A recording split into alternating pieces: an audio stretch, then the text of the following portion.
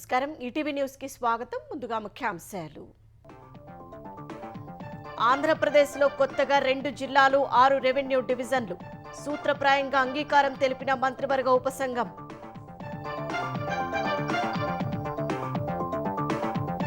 Amaravati ORR నిర్మాణం దిశలో కీలక ముందడుగు. పల్నాడు జిల్లాలో భూసేకరణకు గెజెట్ ప్రచురించిన కేంద్ర ప్రభుత్వం.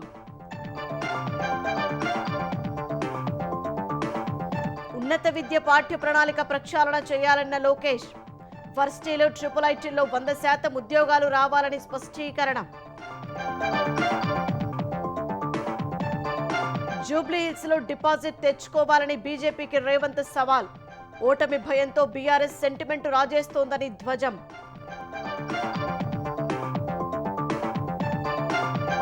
సీఎం చిల్లర విమర్శలు కట్టిపెట్టాలన్న బీఆర్ఎస్ నేతలు.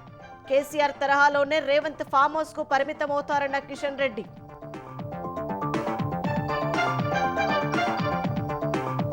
మేడిగడ్డపై నిర్మాణ సంస్థలకు తెలంగాణ సర్కార్ నోటీసు. ఒప్పందం మేరకు మరమ్మతులు చేయాల్సిందేనని స్పష్టీకరణ.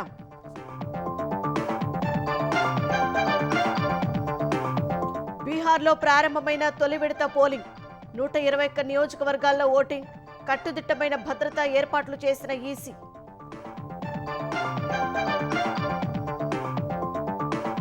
భారత్ ఆస్ట్రేలియా మధ్య నేడు 4వ టీ20 సిరీస్లో ఆధిక్యం కోసం ఇరు జట్ల వ్యూహాలు.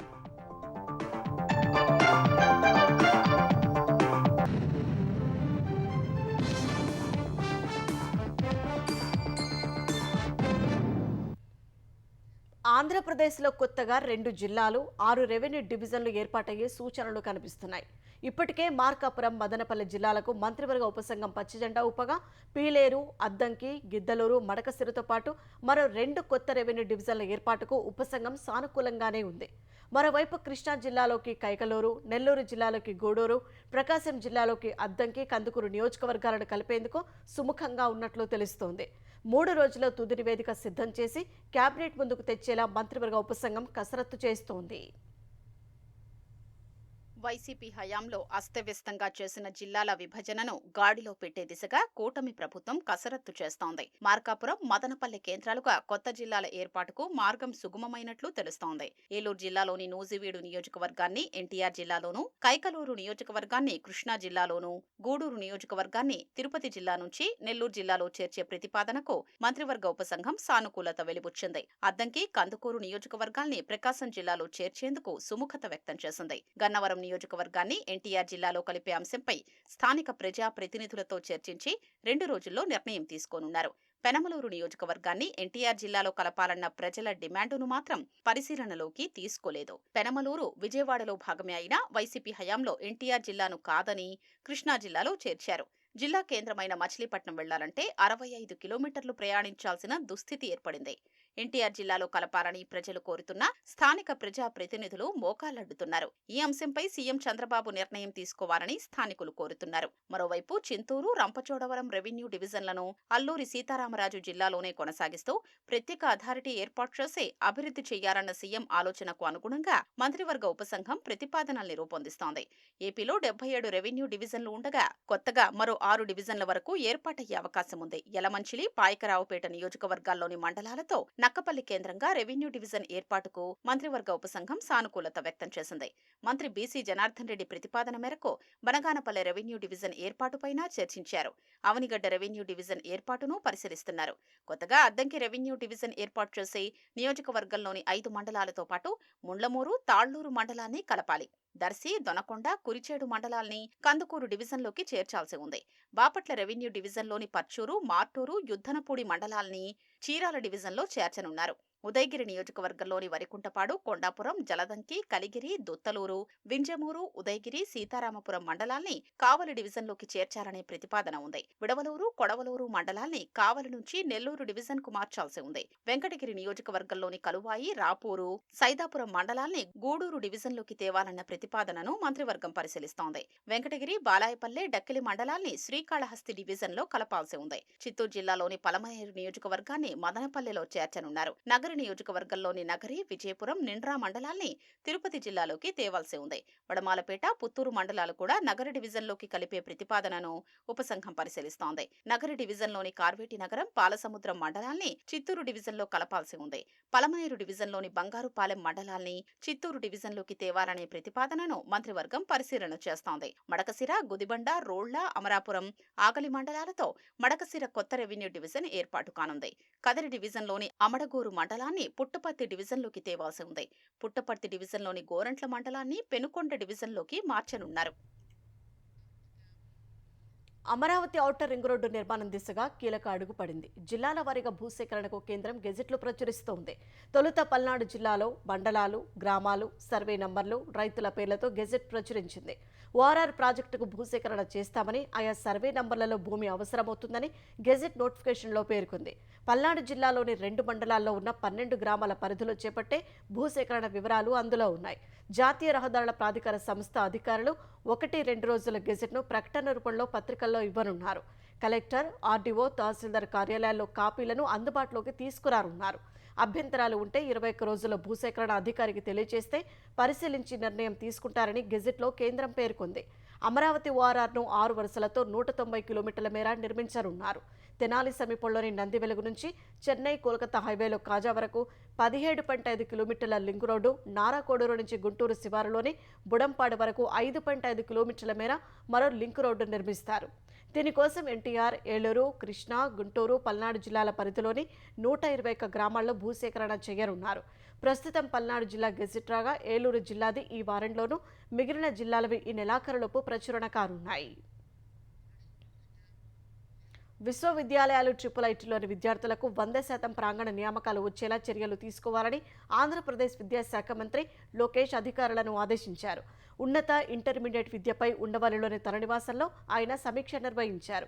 కళాశాలలో 4 ఏళ్ల పాటు ఇంజనీరింగ్ చదువుతున్న విద్యార్థులకు ఉద్యోగాలు రావడం లేదన్నారు. అమీర్పేటలో 4 నెలల కోచింగ్తో విద్యార్థులు ఉద్యోగాలు సాధిస్తున్నారన్న లోకేష్ ఉన్నత విద్య పాఠ్య ప్రణాళికను ప్రక్షాళన చేయాల్సిన అవసరం ఉందని నిర్దేశించారు. ఐటీఐలు, వర్సిటీలను పరిశ్రమలతో అనుసంధానం చేయడానికి చర్యలు చేపట్టాలని సూచించారు. ప్రైవేటు కళాశాలలను సైతం నైపుణ్యం పోర్టల్తో అనుసంధానం చేసి ప్రాంగణ నియామకాలకు భరోసా కల్పించాలని స్పష్టం చేశారు. ఇంటర్లో అన్ని గ్రూపుల వారికి వారాంతపు పరీక్షలు నిర్వహించడంతో పాటు ట్రాకింగ్ వ్యవస్థ రూపొందించినట్లు అధికారులు వివరించారు. ఉత్తమ ఉపాధ్యాయులు ఈ నెల 27 నుంచి డిసెంబర్ 2 వరకు సింగపూర్లో ప్రముఖ పాఠశాలలను సందర్శించేందుకు ఏర్పాట్లు చేయాలని లోకేష్ ఆదేశించారు. అధునాతన సాంకేతికతతో బోధనా పద్ధతులు, తరగతి గదుల్లోని వాతావరణం వంటి అంశాలపై అధ్యయనం చేసి రాష్ట్రంలో విద్యా ప్రమాణాల మెరుగుదలకు నివేదిక అందజేయాలని సూచించారు.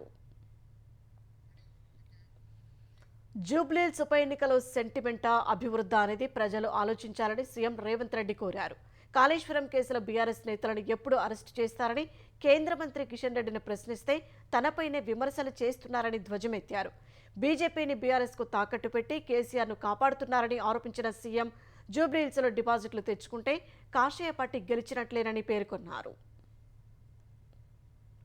జూబ్లీహిల్స్ ఉప ఎన్నికలో కాంగ్రెస్ అభ్యర్థి నవీన్ యాదవ్కు మద్దతుగా ముఖ్యమంత్రి రేవంత్ రెడ్డి ప్రచారాన్ని హోరెత్తిస్తున్నారు.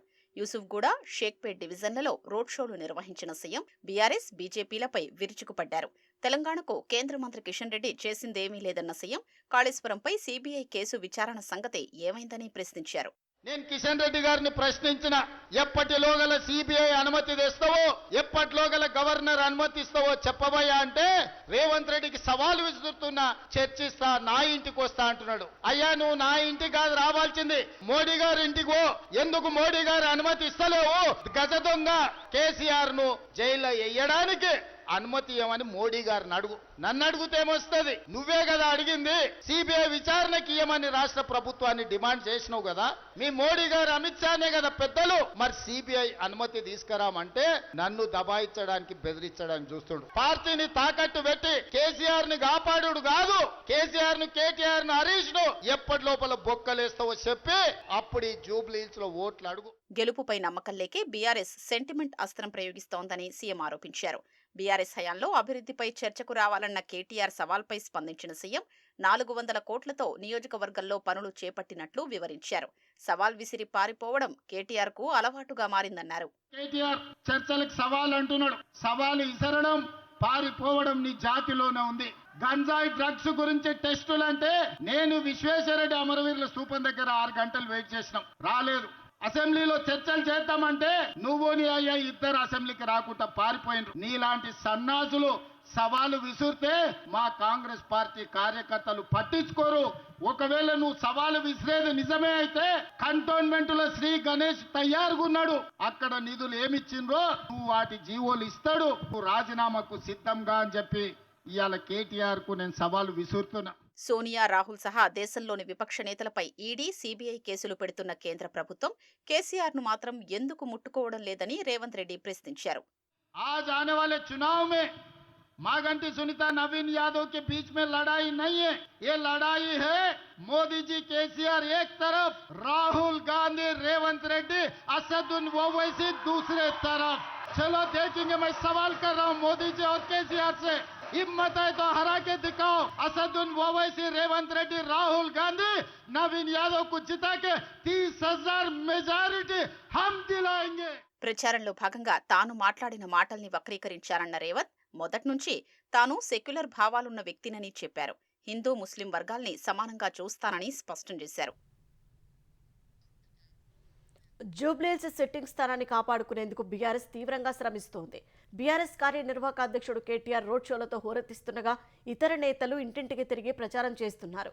ఎన్నికల నియమావళిని ఉల్లంఘించిన సీఎం రేవంత్ రెడ్డిపై 3 రోజుల పాటు ప్రచార నిషేధం విధించాలని బీఆర్ఎస్ డిమాండ్ చేసింది. ఓ మతాన్ని కించపరిచేలా మాట్లాడటంతో పాటు మాజీ సీఎం కేసీఆర్ను దూషించేలా వ్యాఖ్యలు చేశారని ఎన్నికల ప్రధానాధికారికి ఆర్ఎస్ ప్రవీణ్ బాల్కా సుమన్ ఫిర్యాదు చేశారు.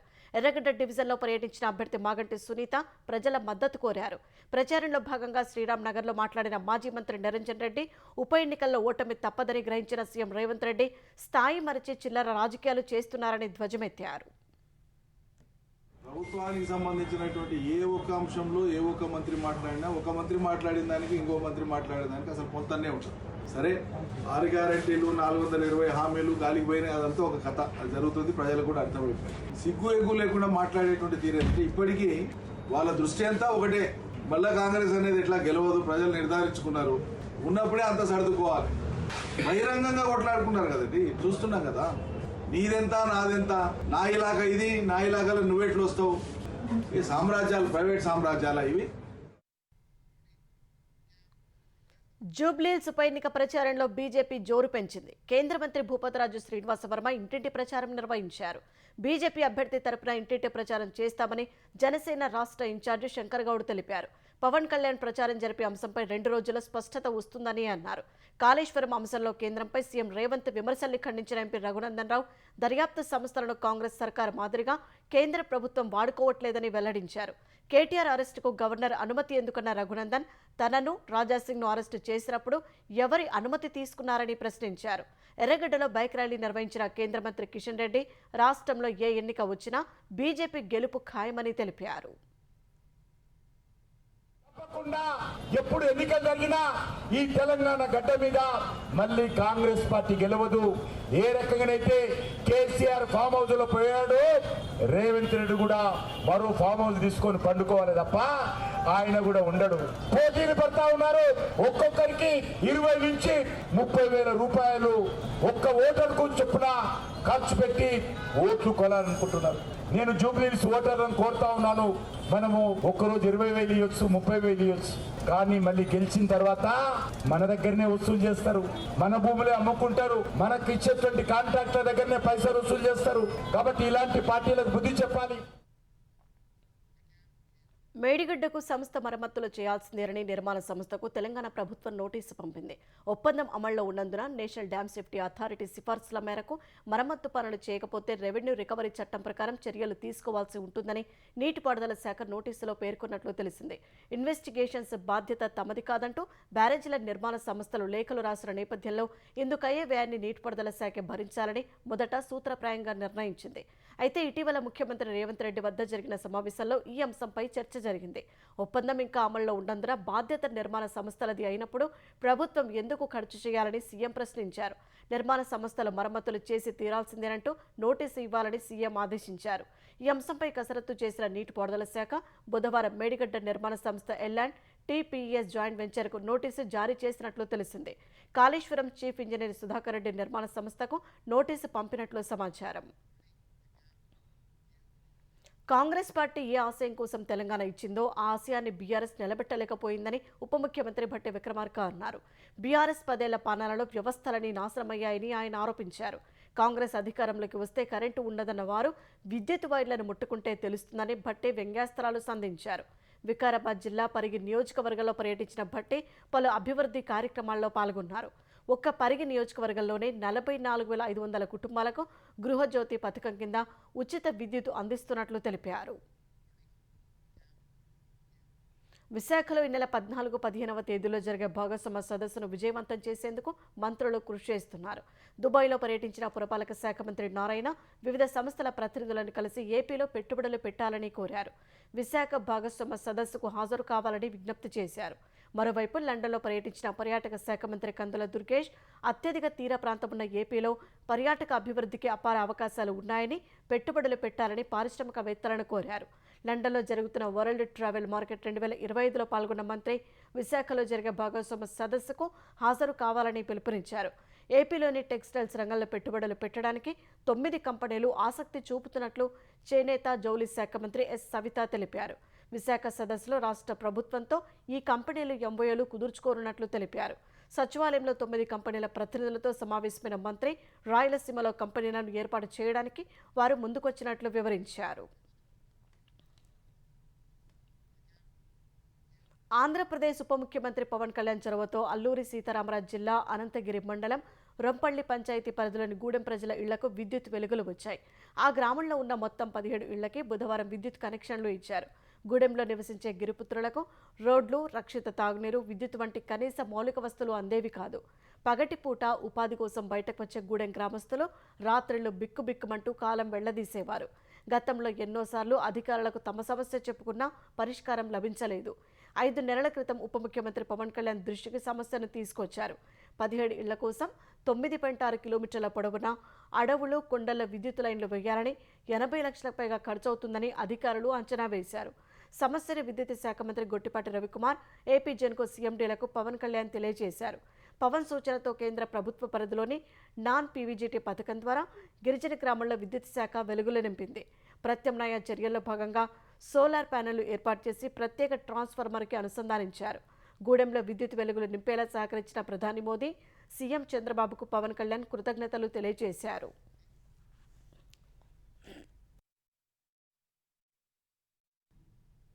కార్తీక పౌర్ణమిని పురస్కరించుకుని ఆంధ్రప్రదేశ్లోని ఆలయాలు శివనామస్మరణతో మారుమోగాయి. భక్తులు పెద్ద ఎత్తున నదులు, సముద్ర తీరాల్లో పుణ్యస్నానాలు ఆచరించి దీపాలు వెలిగించారు. ప్రముఖ శైవ క్షేత్రం శ్రీశైలంలో 1,00,000 దీపోత్సవం నేత్రపర్వంగా సాగింది. ఇంద్రకీలాద్రిపై శ్రీ దుర్గా మల్లేశ్వర స్వామివార్ల దేవస్థానం కోటి దీపోత్సవంతో దేదీప్యమానంగా వెలిగిపోయింది. శివాలయం వద్ద జ్వాళాతోరణం వెలిగించారు. కృష్ణా జిల్లాలో మోపిదేవి శ్రీ సుబ్రహ్మణ్యేశ్వర స్వామివారి ఆలయం, నందిగామ రామలింగేశ్వర స్వామి ఆలయం, మైలవరంలోని శివాలయంలో జ్వాళాతోరణం కార్యక్రమాలు ఘనంగా నిర్వహించారు. అమరావతి అమరలింగేశ్వర స్వామి దేవస్థానం సన్నిధిలో జలహారతి కార్యక్రమం నిర్వహించారు. ప్రకాశం జిల్లా త్రిపురాంతకంలోని త్రిపురాంతకేశ్వర స్వామి ఆలయంలో జ్వాళాతోరణం వైభవంగా సాగింది. కోటప్పకొండపై కార్తీక పౌర్ణమి వేడుకలు ఘనంగా జరిగాయి.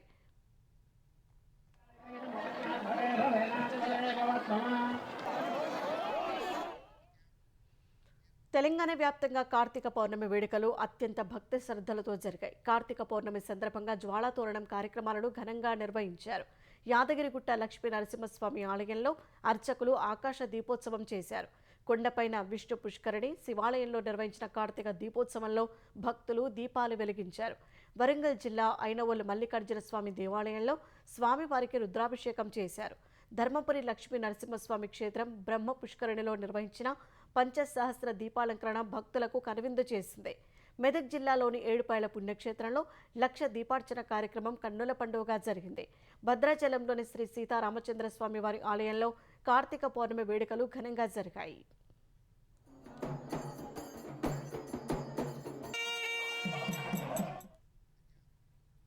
ఉత్తరప్రదేశ్లో దేవ్ దీపావళి వేడుకలు కన్నుల పండుగగా సాగాయి. వారణాసిలో లక్షలాది మంది భక్తులు దీపాలు వెలిగించారు. కాశీఘాట్ల వద్ద సుమారు 25 లక్షల దీపాలను భక్తులు వెలిగించారు. ఈ వేడుకల్లో పాల్గొన్న CM Yogi Adityanath her her Mahadev నినాదాల మధ్య దీపాన్ని వెలిగించారు. దశాశ్వమేధ ఘాట్ వద్ద అమర జవాన్ జ్యోతి ప్రతిరూపాన్ని ఏర్పాటు చేసి కార్గిల్ యుద్ధం, ఆపరేషన్ సింధూర్లో మరణించిన సైనికులకు నివాళి అర్పించారు. కాంతిలీనుతున్న దేవ్ దీపావళి చిత్రాలను ప్రధాని మోదీ ఎక్స్లో పంచుకున్నారు. లక్షలాది దీపాల వెలుతురులో కాశీనగరం కాంతిలీనుతోందని అందులో పేర్కొన్నారు. ప్రజలందరికీ దేవ్ దీపావళి శుభాకాంక్షలు చెప్పారు.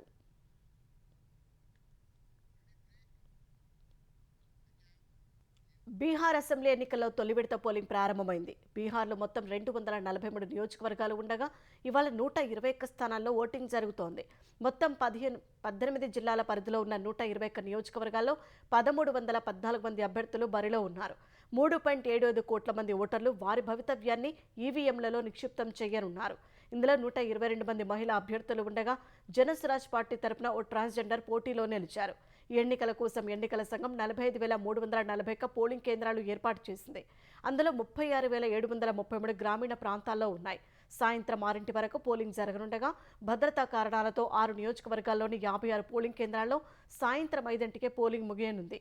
ఈ విడత ఎన్డీఏ భాగస్వామ్య పక్షం జేడీయూ అత్యధికంగా 57 స్థానాల్లో పోటీ చేస్తుండగా బీజేపీ నుంచి 48, ఎల్జేపీ తరపున నుంచి 14, రాష్ట్రీయ లోక్ మోర్చా తరపున 2 బరిలో ఉన్నారు. మహాగఠబంధన్ పక్షాల్లో ఆర్జేడీ అత్యధికంగా 73 చోట్ల పోటీ చేస్తుంటే కాంగ్రెస్ నుంచి 24, సిపిఐ ఎంఎల్ తరపున 14 మంది బరిలో ఉన్నారు. ప్రశాంత్ కిషోర్ సారథ్యంలోని జనస్వరాజ్ పార్టీ 119 మందిని బరిలో నిలిపింది. ఆస్ట్రేలియాతో 5 టీ20ల సిరీస్లో భాగంగా నేడు క్వీన్స్లాండ్లో జరిగే 4 టీ20 కోసం భారత క్రికెట్ జట్టు సిద్ధమైంది. ఈ సిరీస్లో 1-1తో సమానంగా నిలిచిన ఇరు జట్లు ఇవాల్టి మ్యాచ్లో గెలిచి ఆధిక్యంలోకి వెళ్లాలని పట్టుదలతో శ్రమిస్తున్నాయి. వరుసగా విఫలమవుతున్న ఓపెనర్ శుభ్మన్ గిల్ ఈ మ్యాచ్తోనైనా ఫామ్లో రావాలని చూస్తున్నాడు. అభిషేక్ శర్మ అదరగొడుతుండగా కెప్టెన్ సూర్యకుమార్ నుంచి భారీ ఇన్నింగ్స్ బాకీ ఉంది. తిలక్ వర్మ, అక్షర్ పటేల్ గాడిన పడాల్సి ఉండగా గత మ్యాచ్ హీరో వాషింగ్టన్ సుందర్ మరోసారి రాణించాలని చూస్తున్నాడు. వచ్చిన అవకాశాన్ని సద్వినియోగం చేసుకున్న వికెట్ కీపర్ జితేష్ శర్మకు తుది జట్టులో చోటు ఖాయం కాగా శివం దుబే తన పాత్రకు న్యాయం చేయాల్సి ఉంది. జస్ప్రీత్ బుమ్రా, వరుణ్ చక్రవర్తి, హర్షదీప్ సింగ్లతో బౌలింగ్ విభాగం బలంగా కనిపిస్తోంది. అటు జట్టు ప్రధాన ఆటగాళ్లు ట్రావిస్ హెడ్, హేజిల్వుడ్ చివరి 2 మ్యాచ్లకు దూరమైనందున ఆసీస్ ఎంత మేర రాణిస్తుందనే అంశంపై ఆసక్తి నెలకొంది. ఈ మ్యాచ్ మధ్యాహ్నం 1:45 ప్రారంభం కానుంది.